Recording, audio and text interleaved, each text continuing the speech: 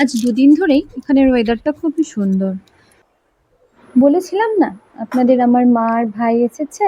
আমি আজকে লাঞ্চে বানিয়েছিলাম এই যে গরম গরম ধোয়া ওঠা বিরিয়ানি, আর এখানে একটু চাপ টাইপের করেছিলাম। এই যে এটা আমার প্লেট, আর মিমো দিম্মার সাথে এই যে গার্ডেনে যোগা করছে, তাই সেই ফাঁকে আমি আর মিমোর পাপা একটু বজরংবলীর মন্দিরে চলে গিয়েছিলাম। টিউসডে করে আমরা একটু যাই তিনজনেই বজরংবলীর মন্দির, ওখানে বসে হনুমান চল্লিশা পাঠ করি, একটু পজিটিভ ভাইবস আসে। তাই মিমোর পাপার যেদিন ছুটি থাকে আমরা একটু ওকে নিয়ে মন্দিরে যাবার চেষ্টা করি, কারণ আমরা এখন যেটাই করব সেটাই ও শিখবে, তাই কিছু কিছু ভালো গুণও শেখানো যায়।